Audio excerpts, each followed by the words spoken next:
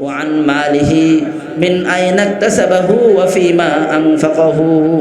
হে আমার বান্দা, আমি যে তোমাকে সম্পদ দিয়েছিলাম, আল মাল ওয়াল বানুনা জিনাতুল হায়াতিদ দুনিয়া, এই মাল সম্পদ দুনিয়ার জন্য সজ্জা স্বরূপ, দুনিয়ার জন্য এটা সৌন্দর্য স্বরূপ। এই মাল সম্পদ আমি তোমাকে দিয়েছিলাম। ও আমার বান্দা, তুমি আমার এই মাল সম্পত্তি তুমি কোন রাস্তায় তুমি উপার্জন করেছিলে এবং তুমি কোন রাস্তায় ব্যয় করেছিলে, এর উত্তর তুমি দিয়ে যাও। এই দুনিয়া আল্লাহ পাক রব্বুল আলামিন সৃষ্টি করেছেন, কিন্তু এই দুনিয়া অনন্তকাল এটা থাকবে না, এটা অস্থায়ী। এই দুনিয়া থেকে আমি আর আপনি সকলেই একদিন এই দুনিয়ার মায়া ত্যাগ করে আমরা আখেরাতে আমরা সবাই পাড়ি জমাবো। এই যে দেখেন, এই যে গোরস্থান, এখানে কত শত মানুষ তারা শুয়ে আছে। এদের এক সময় এই দুনিয়ার বুকে পদচারণা ছিল, এদের এই দুনিয়ার বুকে চাল চলন ছিল। এরা আমাদের সঙ্গে উঠা বসা করত, আমাদের সঙ্গেই তারা খানা খেত। কিন্তু আজকে তারা পরওয়ারদিগারের ডাকে সাড়া দিয়ে তারা কবরবাসী হয়ে গেছে। তো আমি আর আপনি এই দুনিয়ায় চিরকাল থাকতে পারবো না, সকলকেই সেই কবরপুরে যেতে হবে, এটা নির্ধারিত করা হয়ে গেছে। আল্লাহ পাক রব্বুল আলামিন পবিত্র কুরআনুল কারীমের ভেতরে এক জায়গায় নয়, তিনটা জায়গায় আল্লাহ পাক রব্বুল আলামিন বলেছেন, প্রত্যেকটা প্রাণী, প্রত্যেকটা যার মধ্যে জীবন রয়েছে, জান রয়েছে, তার মৃত্যুর স্বাদ গ্রহণ করতেই হবে।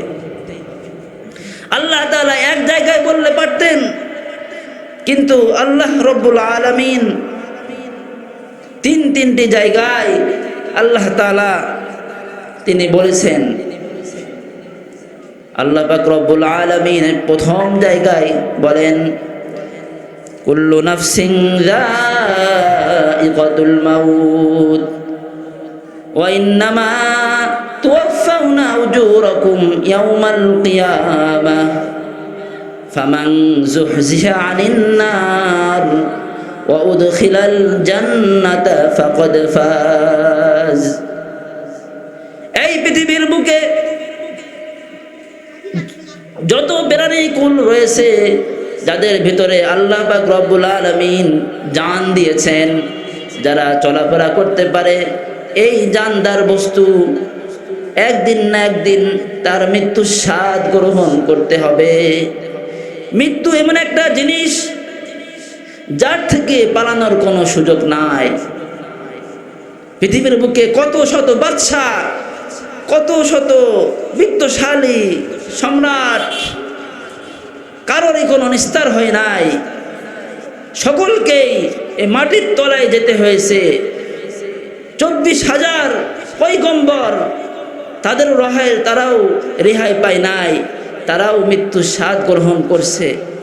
এই জন্য আমি আর আপনি, আমাকেও মৃত্যুর স্বাদ গ্রহণ করতে হবে। কিন্তু এই মৃত্যুই শেষ না। ওয়া ইন্নামা তুওয়াফাউনা উজুরাকুম ইয়াওমাল কিয়ামাহ। এই পার্থিব জগতে, এই দুনিয়ার বুকে আমি আর আপনি যেই সমস্ত আমল করেছি, এটা কাল কিয়ামতের ময়দানে পরিপূর্ণভাবে দেয়া হবে, হিসাব নিকাশ হবে। হিসাব নিকাশ মানুষ এবং জিনের আল্লাহ পাক রব্বুল আলামিন হিসাব নেবেন। এজন্য দুনিয়ার বুকে আমার মন চাহি জিন্দেগি যাপন করলে হবে না, আমাকে রব চাহি আল্লাহ পাক রব্বুল আলামিনের সন্তুষ্ট অনুযায়ী জীবন যাপন করতে হবে। তাহলে আমি পরকালে গিয়ে আমি শান্তি পাবো। আমার জন্য আল্লাহ পাক রব্বুল আলামিন জান্নাতের ব্যবস্থা করে দিবেন। তো এই জন্য মানুষ তো সকলেই মারা যাবে, কিন্তু যখন মানুষ মারা যায় তার সমস্ত আমল বন্ধ হয়ে যায়। এই যে কিরামান কাতিবিন, আমার দুই কাঁধের পাশে দুইটা ফেরেশতা আল্লাহ পাক রব্বুল আলামিন নিয়োজিত করে রেখেছেন, তারা আমার বদ আমল এবং নেক আমল তারা লিখতেছেন। আল্লাহ পাক রব্বুল আলামিন বলেন, কিরামান কাতিবিন ইয়ালামুনা মা তাফআলুন। কিরামান কাতিবিন, এই দুইজন ফেরেশতা আমার দুই কাঁধের দুই পাশে বসে আছে। এরা আমার বদ আমল এবং নেক আমল আমার জন্য তারা লিখে রাখতেছেন। কাল কিয়ামতের ময়দানে এই নেক আমল এবং বদ আমলকে প্রকাশ করা হবে। যার নেক আমলের পাল্লা ভারী হবে সে জান্নাতে প্রবেশ করবে, আর যার বদ আমলের পাল্লা ভারী হয়ে যাবে সে জাহান্নামের মধ্যে দাখিল হয়ে যাবে। আজকের দুনিয়ার ভিতরে আমরা যার বড় বাড়ি রয়েছে, যার গাড়ি রয়েছে, যার সম্পদ রয়েছে, এদেরকে আমরা সম্মানিত মনে করি, এদেরকে আমরা সফল কাম মনে করি। কিন্তু সম্মানিত হাজিরিন, আসল সফল কাম কে? এ কথা আল্লাহ পাক রব্বুল আলামিন পবিত্র কোরআনের মধ্যে ইরশাদ করেছেন, ফামান যুহজিহা আনিন নার ওয়া উদখিলাল জান্নাতা ফাকাদ ফাজ। যে ব্যক্তি জাহান্নাম থেকে মুক্তি পেয়ে গেল এবং জান্নাতের মধ্যে প্রবেশ করলো, সে ব্যক্তি সফল কাম। বলেন সুবহানাল্লাহ। সফল কাম কে? জাহান্নাম থেকে মুক্তি পাওয়া, জান্নাতে প্রবেশ করা, সেই হচ্ছে সফল কাম। এজন্য আমি কি জাহান্নাম থেকে মুক্তি পাইছি কিনা, আমার কবরটা কেমন হবে, আমার কবরে কি সাপ বিচ্ছু দ্বারা ভরপুর থাকবে, নাকি আমার কবর জান্নাতের বিছানা হবে, সেটা আমাকে প্রস্তুতি নিতে হবে। এজন্য সাইয়্যিদুনা হযরত আমিরুল মুমিনিন ওমর ইবনুল খাত্তাব রাদিয়াল্লাহু তাআলা আনহু তিনি বলেছেন, হাসিবু ক্বাবলা আন তুহাসাবু। হে দুনিয়ার মানুষেরা, তোমরা তোমাদের হিসাব নেওয়ার আগে তোমরা নিজেদেরকে নিজে আগে হিসাব নাও। আগে নিজেকে নিজে হিসাব নিতে হবে। আজকে সারাদিন আমি কয়টা ভালো আমল করলাম, আজকের দিনে আমি কয়টা খারাপ আমল করলাম, বদ আমল করলাম। রাতে শোয়ার আগে আপনি একবার চিন্তা করুন, একবার আপনি ভাবুন। যদি আপনি ভাবতে পারেন এবং প্রতিনিয়ত নিজেকে অগ্রগামী করতে পারেন জান্নাতের দিকে, আখিরাতের দিকে, নেক আমলের দিকে যদি আপনি আগাতে পারেন, তাহলে আপনি একজন সফলকাম মুমিন হবেন। এজন্য আমলের পাল্লা যেন আমাকে প্রতিদিন ভারী হয়, সেই ফিকির করতে হবে। কোন এক কবি বলেন, আমল সে জিন্দেগি বনতি হ্যায়, এ জান্নাত ভি জাহান্নাম ভি, এ খাক আপনে নূর সে है নানারি। আমলের মাধ্যমে আপনার জীবন গড়বে, আমলের মাধ্যমে আপনার জান্নাত গড়বে, আপনি জাহান্নাম থেকে আপনি মুক্তি পাবেন। এজন্য আমল এটা খুব বেশি পরিমাণ করতে হবে। এজন্য আল্লাহ পাক রব্বুল আলামিন জান্নাতুল ফিরদাউসের ঘোষণা করেছেন ওই ব্যক্তির জন্য, ইন্নাল্লাযীনা আমানু ওয়া আমিলুস সলিহাত কানাত লাহুম জান্নাতুল ফিরদাউসি নুজুলা। যে ব্যক্তি ঈমান আনবে, আল্লাহ পাককে রব হিসাবে বিশ্বাস করবে, আল্লাহ তাআলাকে প্রভু হিসাবে সে স্বীকার করে নেবে এবং সে সৎ আমল করবে, নেক আমল করবে, আল্লাহ পাক রব্বুল আলামিন পবিত্র কোরআনের মধ্যে ইরশাদ করেন, কানাত লাহুম জান্নাতুল ফিরদাউসি নুজুলা। জান্নাতুল ফিরদাউস আল্লাহ তাআলা তার জন্য মেহমানদারি স্বরূপ রাখবেন। বলেন সুবহানাল্লাহ। এজন্য আমলের পাল্লা ভারী করতে হবে, নিজেকে নিজে হিসাব নিতে হবে, কবরের জন্য প্রস্তুতি গ্রহণ করতে হবে। বলতেছিলাম, যখন মানুষ মারা যায় তার সমস্ত আমল বন্ধ হয়ে যায়, শুধুমাত্র 3টি আমল ছাড়া। কয়টি আমল? 3টি আমল। আল্লাহ পাকের রাসূল সাল্লাল্লাহু আলাইহি ওয়াসাল্লাম ইরশাদ করেন, ইযা মাতাল ইনসান ইনকাতা আনহু আমালুহু ইল্লা মিন সালাস, ইল্লা মিন সাদাকাতিন জারিয়া আও ওয়ালাদুন সালিহ ইয়াদউ লাহু আও ইলমুন ইউনতাফাউ বিহি। যখন মানুষের মৃত্যু হয়ে যায় তার সমস্ত আমল বন্ধ হয়ে যায়, শুধুমাত্র 3টি আমল তার জন্য জারি থাকে। তার মধ্যে প্রথম আমল হচ্ছে ওয়ালাদুন সালিহ ইয়াদউ লাহু, নেককার সন্তান। কি সন্তান? নেককার সন্তান। যে নেককার সন্তান আপনার জন্য দোয়া করবে, যে নেককার সন্তান দুহাত তুলে রবের দরবারে দোয়া করবে, রব্বির হামহুমা কামা রব্বায়ানি সগীরা। এই দোয়া সে করবে, পিতামাতার জন্য সে মাগফিরাতের দোয়া করবে। এরকম সন্তান রেখে যাওয়া। আর এরকম সন্তান কোথায় হবে?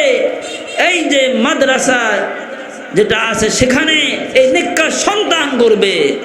এই যে বাইতুন নাজাত হাফেজে মাদ্রাসা, এখানে থেকেই আপনার সন্তানকে কোরআন হাদিসের ইলম এখানে শেখানো হচ্ছে। যেই কিতাব এত দামি, এক একটা অক্ষরে কমপক্ষে 10টা নেকি করে পাওয়া যাবে, এরকম কোন কিতাব কি আছে? অন্য কোন কিতাবের ভেতরে এত ফজিলত নেই। এই কোরআনের একটা সূরা সূরাতুল ইয়াসিন, কেউ যদি একবার সূরা ইয়াসিন পাঠ করে, আল্লাহ পাক রব্বুল আলামিন তার আমলে 10 খতম কোরআনের সওয়াব দেন।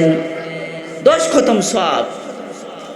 এজন্য যদি আমি মৃত্যুর পরে যদি আমি সদকায়ে জারিয়া হিসাবে পেতে চাই নেক আমল, তাহলে আমার সন্তানকে নেককার সন্তান তৈরি করতে হবে। আমার সন্তানকে হাফেজ আলেম বানাতে হবে, দিনের সহি জ্ঞান শিক্ষা দিতে হবে। যেই ছেলে 5 ওয়াক্ত নামাজ পড়বে, যেই ছেলে বাপ মার জন্য সদকা করবে, যেই ছেলে পিতা মাতার জন্য নামাজ পড়ে রোজা রেখে দোয়া করবে, এরকম সন্তান তৈরি করা এটা আমার দায়িত্ব। আর এরকম সন্তান স্কুলে পড়লে হবে না, এরকম সন্তান কলেজে পড়লে হবে না, আপনাকে মাদ্রাসার ভিতরে দিতে হবে। হ্যাঁ, এই বলে ওটা উদ্দেশ্য নয় যে স্কুল কলেজে পড়া যাবে না। আপনার প্রাথমিক শিক্ষা, কোরআন হাদিসের শিক্ষা অবশ্যই আপনাকে দিতে হবে। এই জন্য আল্লাহ পাকের রাসূল বলেছেন, তলাবুল ইলমি ফারিদাতুন আলা কুল্লি মুসলিম। প্রত্যেকটা নরনারীর উপর ইলমে দ্বীন শিক্ষা করা ফরজ।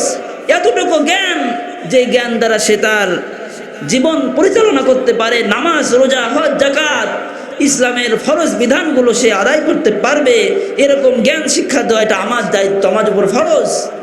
যদি আমি পিতা কিন্তু আমি আমার সন্তানকে ইলমে দ্বীন শেখালাম না, তাহলে কেমন জনে সন্তানকে আমি হত্যা করলাম। আমি আমার সন্তানকে ইলমে দ্বীন না শিখিয়ে তাকে আমি গলা টিপে হত্যা করার মতো অপরাধ করলাম। এর ফল আমাকে পেতে হবে, এর ফল আমাকে ভোগ করতে হবে। এজন্য সম্মানিত হাজিরিন, বলতেছিলাম, মানুষ মারা গেলে তার সব আমল বন্ধ হয়ে যায় 3টা আমল ছাড়া। প্রথম আমল তার নেককার সন্তান।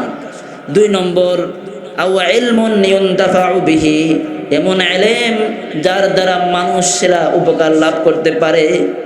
এটা কোন ইলম? এটা কোরআন হাদিসের ইলম। আপনি একজনকে কোরআন শিখালেন, আপনি একজনকে একটা হাদিস শিখালেন, সে আর একজনকে শিখালো, এভাবে শিখাইতে শিখাতে এর ধারা চালু থাকবে। তো আপনি এখান থেকে আপনি একটা আমল, একটা ভাগ, একটা সওয়াব আপনার কবরে অটোমেটিক আসতে থাকবে। এটা হলো নেক, এটা হলো ইলমুন ইউনতাফা, উপকারী ইলম। আপনি কিতাবাদি লিখে গেলেন, তো ইলম আপনার জন্য থাকবে, এই ইলমের সওয়াব আপনার জন্য বরাদ্দ থাকবে। আপনি কবরের ভিতরে বসে বসে আপনি সওয়াব পেতে থাকবেন। নাম্বার 3, সদকাতুন জারিয়া, সদকায়ে জারিয়া, মাদ্রাসা মসজিদ করে দেয়া, উন্নয়নমূলক কাজ করা, গাছ লাগানো, যে গাছ থেকে ছায়া হবে, ফল হবে, সেই ফল পাখি খাবে, মানুষ খাবে। এরকম যত রকমের কল্যাণকর কাজ আছে, এই কাজগুলো করতে থাকা। এর ভাগ আপনি মাদ্রাসায় আপনি একটা ইট দিলেন, এক ব্যাগ সিমেন্ট দিলেন, আপনি থাকবেন না, কিন্তু এই মাদ্রাসা থাকবে, সেখান থেকে ছাত্র তৈরি হবে, আলেম তৈরি হবে, সেখান থেকে হাফেজ তৈরি হবে। তো এরা ইলমে দ্বীন শিখাবে, এই ধারা চালু থাকবে। তো আপনি কবরে বসে বসে কিয়ামত পর্যন্ত আপনার এক ভাগ আপনি পেতে থাকবেন। এজন্য সম্মানিত হাজিরিন, আমাকে এই কাজগুলো আমাকে করতে হবে। তাহলে আমি মৃত্যুর পর কবরে বসে বসে আমি এরকম সব পেতে থাকবো। এরপরে সম্মানিত হাজিরিন, বলতেছিলাম যে আমল এবং ঈমান যার পাকাপোক্ত হবে, তার জন্য আল্লাহ তাআলা জান্নাতুল ফিরদাউস দিয়েছেন। আর যদি আমার আমল ভালো না হয়, আর যদি আমি আমার ঈমানকে পাকাপোক্ত না করতে পারি, তাহলে কিন্তু আমার জন্য বিপদ সামনে রয়েছে। আমার বিপদ সামনে আছে, মৃত্যু থেকে আমার বিপদ শুরু হয়ে যাবে। কাল কিয়ামতের ময়দানে আমাকে আপনাকে আল্লাহ পাক রব্বুল আলামিন চারটা প্রশ্ন করবেন। এই 4টি প্রশ্নের উত্তর ছাড়া কিয়ামতের ময়দানে আপনি একটি পাও সামনে আগাতে পারবেন না। এজন্য আমি কি এই 4টা প্রশ্নের উত্তর দিতে আমি পারবো কিনা, এটা আমাকে চিন্তা করতে হবে। আল্লাহ পাকের রাসূল সাল্লাল্লাহু আলাইহি ওয়াসাল্লাম ইরশাদ করেন, লা তাসালু কদমা ইবনু আদম ইয়াউমাল কিয়ামা হাত্তা ইসআলান খামসিন। 5টা প্রশ্নের উত্তর ছাড়া কিয়ামতের ময়দানে, 4টা প্রশ্নের উত্তর ছাড়া কিয়ামতের ময়দানে আপনি এক কদম সামনে আগাতে পারবেন না। প্রথম প্রশ্ন, আন উমরিহি ফিমা আফনাহু। হে বান্দা, তুমি তোমার সারা জীবন তুমি কোন রাস্তায় ব্যয় করেছো? এই জীবন আমি তোমাকে দান করেছিলাম, তোমার 63 বছরের জিন্দেগি আমি দিয়েছিলাম, তোমার 70 বছরের জিন্দেগি জীবন আমি তোমাকে দিয়েছিলাম। এই পুরা জীবন তুমি কোন রাস্তায় ব্যয় করেছো? তুমি কি আমার দেয়া, আমার হুকুম মতো এবং আমার রাসূলের তরিকা মতো তুমি কি তোমার জীবনটা তুমি পরিচালনা করেছো কিনা? যদি আমি আমার জীবনকে, আমার লাইফকে যদি আমি এভাবে যদি আমি পরিচালনা করতে পারি, তাহলে আল্লাহ পাকের সন্তুষ্ট অনুযায়ী, আল্লাহ পাকের রাসূলের সুন্নাহ অনুযায়ী যদি আমি পরিচালনা করতে পারি, তাহলে ওই দিন এই প্রশ্নের উত্তর আমি দিতে পারি, আল্লাহ আমি আপনার সন্তুষ্টি, আপনার রাসূলের তরিকা অনুযায়ী, আপনার হুকুম মতো আমি পরিচালনা করছি, তাহলে আমার সামনে যাওয়ার সুযোগ আছে। নাম্বার 2 প্রশ্ন করা হবে, ওয়ান শাবাবিহি ফিমা আবলাহু। হে বান্দা, তুমি তোমার যৌবনকালকে কোন রাস্তায় ব্যয় করেছো? যৌবনকাল সম্পর্কে আল্লাহ পাক রব্বুল আলামিন আলাদাভাবে আপনাকে জিজ্ঞাসা করবেন। কেন এই যৌবনকাল সবথেকে দামি জিনিস। যৌবনকাল এটা সবথেকে দামি জিনিস। যে ব্যক্তি যৌবনকালে ইবাদত বন্দেগী করবে, এই যৌবনকালের ইবাদত আল্লাহ রব্বুল আলামিনের দরবারে সবথেকে বেশি পছন্দনীয়। এই জন্য আরেক হাদিসের ভিতরে আল্লাহ পাকের রাসূল ইরশাদ করেন, 7 ব্যক্তিকে আল্লাহ তাআলা কিয়ামতের ময়দানে আরশের নিচে ছায়া দান করবেন। তার মধ্যে এক ব্যক্তি ওই যুবক, যে ব্যক্তি তার যৌবন কালকে আল্লাহর রাস্তায় ব্যয় করেছে। সাবআতুন ইউযিল্লুহুমুল্লাহু ফি যিল্লিহি ইয়াওমা লা যিল্লা ইল্লা যিল্লুহু, ইমামুন আদিলুন ওয়া শাবুন নাশা ফি ইবাদাতি রাব্বিহি। ওই যুবক যে তার যৌবন কালকে আল্লাহর রাস্তায় ব্যয় করেছে। এজন্য যাদের যৌবন কাল আছে এটাকে কদর করা দরকার। আল্লাহ পাকের হুকুম মতো কোরআন হাদিসের ইলম শিখে ইলম মোতাবেক আমল করে আমার এই জিন্দেগিকে যাপন করতে হবে। শুধু খেল তামাশা, শুধু হাসি তামাশা এবং শয়তানের ধোঁকায় পড়ে নিজের নফসকে শেষ করে নিজের নফসের কুপ্রবৃত্তি অনুসরণ করলে হবে না, বরং এই যৌবনকালকে ইবাদতের জন্য অক্ষ করতে হবে। তাহলে আমি কাল কিয়ামতের ময়দানে আমি মুক্তি পাবো, আমার ঠিকানা আরশের নিচে ছায়া হবে আমার। নাম্বার 3, যে আল্লাহ পাক রব্বুল আলামিন প্রশ্ন করবেন কিয়ামতের ময়দানে। 3 নম্বর প্রশ্ন, ওয়ান মালিহি মিন আইনা ইকতাসাবাহু ওয়া ফিমা আনফাকাহু। হে আমার বান্দা, আমি যে তোমাকে সম্পদ দিয়েছিলাম, আল মাল ওয়াল বানুনা জিনাতুল হায়াতিদ দুনিয়া, এই মাল সম্পদ দুনিয়ার জন্য সজ্জা স্বরূপ, দুনিয়ার জন্য এটা সৌন্দর্য স্বরূপ। এই মাল সম্পদ আমি তোমাকে দিয়েছিলাম। ও আমার বান্দা, তুমি আমার এই মাল সম্পত্তি তুমি কোন রাস্তায় তুমি উপার্জন করেছিলে এবং তুমি কোন রাস্তায় ব্যয় করেছিলে, এর উত্তর তুমি দিয়ে যাও। এর উত্তর আমাকে দিতে হবে। যদি আমি আমার সম্পদ হালাল পন্থায় যদি আমি উপার্জন করে থাকি এবং যদি আমি হালাল জায়গায় যদি আমি খরচ করে থাকি, তাহলে আমি আল্লাহ পাকের ওই কিয়ামতের কঠিন ময়দানে আমি এর উত্তর দিতে পারবো। অন্যথায় আমি সামনে আমার অগ্রসর হওয়ার কোনো সুযোগ নেই। এই জন্য দুনিয়ায় ধোঁকা পড়ে, ইন্না দুনিয়া মাতাউল গুরুর ওয়ামাল হায়াতুদ দুনিয়া ইল্লা মাতাউল গুরুর। দুনিয়ার এই ধোঁকায় পড়ে আমি আমার সম্পত্তিকে নস্যাৎ করলে হবে না। আমার সম্পত্তি যেন সদকায়ে জারিয়া হয়। আমার সন্তান, আমার সম্পদ, আমার জান, আমার মাল সব কিছু কার জন্য? আল্লাহ পাকের জন্য। কুল ইন্না সলাতি ওয়া নুসুকি ওয়া মাহইয়ায়া ওয়া মামাতি লিল্লাহি রাব্বিল আলামিন। হে নবী, আপনি বলে দিন, আমার নামাজ, আমার ইবাদত বন্দেগী, আমার যাকাত, আমার রোজা, আমার হজ, আমার কুরবানি, আমার জীবন, আমার মরণ, সমস্ত কিছু ওই আল্লাহ পাক রব্বুল আলামিনের জন্য। এজন্য আমার এই সম্পদ আমি হালাল পন্থায় উপার্জন করতে হবে এবং হালাল জায়গায় খরচ করতে হবে। যেখানে খরচ করার জায়গা না হয় সেখানে খরচ করলে আমি আল্লাহ পাকের কাঠগড়ায় আমি ধরা খেয়ে যাব। সম্মানিত হাজিরিন, সর্বশেষ প্রশ্ন যে আমাকে করা হবে সেটা হচ্ছে, ওয়ান ইলমিহি মাযা আমিলা ওয়া মাযা আলিমা। কতটুকু তুমি ইলম শিক্ষা করেছিলে এবং ইলম অনুযায়ী কতটুকু তুমি আমল করেছিলে। ইলম আমাকে কতটুকু আমি শিক্ষা করছিলাম, এই ইলম সম্পর্কে আমাকে জিজ্ঞাসা করা হবে। আমি যে বলি ওই সময় বললে হবে না যে ছোটকালে মাদ্রাসায় পড়ি নাই, সূরা ফাতিহা পারি না, ইখলাস পারি না, কোনো কিছু পারি না, এটা বললে হবে না।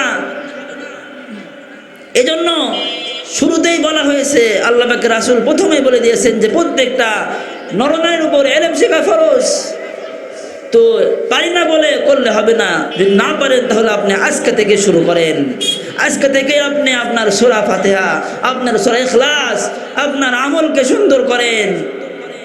আপনি মাদ্রাসায় ভর্তি হতে পারেন নাই, আপনি তাবলিগে চলে যান, আপনি 1 চিল্লা দেন, 3 চিল্লা দেন, সেখানে আপনি শিখতে পারবেন। তাও পারেন না, আপনি একটা ছাত্রকে আপনি তার কাছে আপনি পড়েন, প্রাইভেট পড়েন, আপনি কোরআন শিখেন, আপনি দোয়া দরুদ আপনি শিক্ষা করেন। কারণ কিয়ামতের ময়দানে আপনাকে জিজ্ঞাসা করা হবে, ওই সময় আপনার কি উত্তর থাকবে।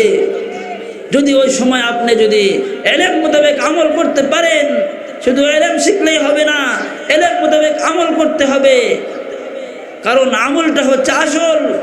অনেক এলেম শিখলো কিন্তু তার কোনো আমল নেই, তো সে পরিপূর্ণ সে আলেম নয়। আলেম তাকেই বলা হয় যার ভিতরে আমল থাকবে। আমল, কারণ আমলের মাধ্যমে মানুষের জীবন পরিবর্তন হয়। এজন্য সম্মানিত হাজিরিন, আসুন আমরা এলেম শিখি, আমরা এলেম মোতাবেক আমল করি। যদি বললাম, যদি এই 4টা প্রশ্নের উত্তর যদি আমি দিতে পারি, এখন আমি আমাকে প্রশ্ন করি যে আমি এই 4টি প্রশ্নের জন্য আমি তৈরি আছি কিনা। কিয়ামতের ময়দান যেই দিন সবাই আপনার থেকে দূরে সরে যাবে, ইয়াউমা ইয়াফিরুল মারউ মিন আখি, ভাই ভাই থেকে পালাবে, ওয়া উম্মিহি ওয়া আবি, মা তার সন্তান থেকে পালাবে, সন্তান মা থেকে পালাবে, ভাই ভাই থেকে পালাবে, স্ত্রী স্বামী থেকে পালাবে, স্বামী স্ত্রী থেকে পালাবে, সন্তান পিতা থেকে পালাবে, পিতা সন্তান থেকে পালাবে। ওই কঠিন দিনে আমার কি অবস্থা হবে? এজন্য কঠিন দিনের জন্য আমাকে প্রস্তুতি নিতে হবে। আল কাইয়িসু মান দারা নাফসা ওয়া আমিলা লিমা বাদাল মাউত। আল্লাহ রাসূল সেই 1450 বছর আগে ঘোষণা করে দিয়েছেন যে প্রকৃত জ্ঞানী ওই ব্যক্তি যে তার নফসকে কন্ট্রোল রাখতে পারে এবং সে পরকালের জন্য আমল করে। এজন্য আসুন আমরা আমল করি, আমরা ঈমানকে পাকাপোক্ত করি, আখিরাতের জন্য প্রস্তুতি গ্রহণ করি, কবর পথের যে যেতে হবে এর জন্য প্রস্তুতি গ্রহণ করি। সকলে আমরা তৈরি আছি তো ইনশাআল্লাহ। আল্লাহ পাক রব্বুল আলামিন আমাদের সবাইকে কবুল করুন, এই মাহফিলকে কবুল করুন এবং মাহফিলে সমস্ত বক্তা, শ্রোতা এবং আয়োজক কমিটি আল্লাহ তাআলা সবাইকে ভরপুর কামিয়াবি নসিব করুন, সবাইকে দিনের জন্য কবুল করুন। সকলে আমিন। এই বলে আমি আমার সংক্ষিপ্ত কথা শেষ করছি। ওয়া আখির দাওয়ানা আনিল হামদুলিল্লাহি রাব্বিল আলামিন।